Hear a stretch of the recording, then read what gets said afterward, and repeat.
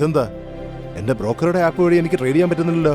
അയാളുടെ help line നമ്പറിലേക്ക് വിളിക്ക്. ഇനിയിപ്പോ അയാളുടെ ഹെൽപ്പ് ലൈൻ നമ്പർ എവിടുന്ന് തപ്പിയെടുക്കാനാ? അതെ, ഓൺലൈനിൽ ചെക്ക് ചെയ്യൂ. ആ, ഹലോ, എന്റെ ക്ലയന്റ് ID KK1234 ആണ്. ഞാൻ നിങ്ങളുടെ ആപ്പിൽ രജിസ്റ്റർ ചെയ്തിട്ടുണ്ട്, പക്ഷെ എനിക്ക് ട്രേഡ് ചെയ്യാൻ പറ്റുന്നില്ല.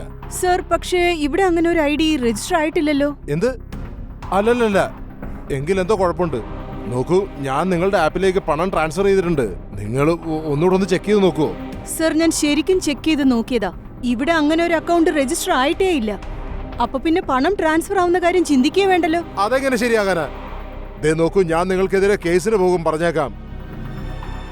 ഇതിനെന്തിനാടോ ഇത്രയും ടെൻഷൻ ആവുന്നേ?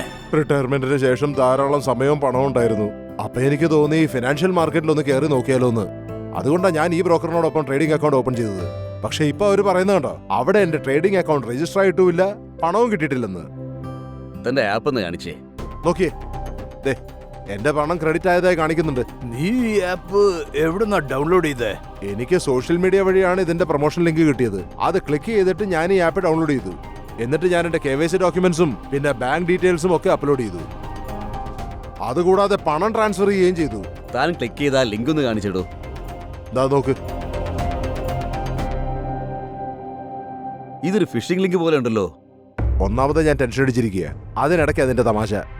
ഫിഷിംഗ് ലിങ്ക് ആണത്ര. ഞാനെന്താ ഇവിടെ മീൻ പിടിക്കാതിരിക്കുവാണോ? നീയല്ല, പക്ഷെ ആ ചതിയന്മാര്, അവരുടെ വലയിൽ നീയാ വീണുപോയത്. എന്നുവെച്ചാ ഇത്തരം ലിങ്കുകളെ ഫിഷിംഗ് ലിങ്ക്സ് എന്നാണ് പറയുന്നത്.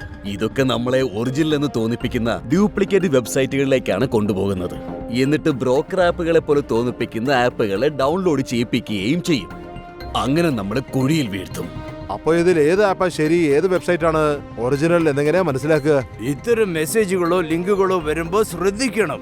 എവിടുന്നാ വരുന്നതെന്ന് നോക്കണം. വിശ്വസിക്കാവുന്ന സൈറ്റുകളിൽ നിന്ന് മാത്രമേ ആപ്പ് ഡൗൺലോഡ് ചെയ്യാവൂ. എന്തെങ്കിലും സംശയം തോന്നിയാൽ നിങ്ങളുടെ ബ്രോക്കറുമായി ബന്ധപ്പെട്ട് ആ ആപ്പിനെ കുറിച്ചും വെബ്സൈറ്റിനെ കുറിച്ചും അന്വേഷിക്കണം.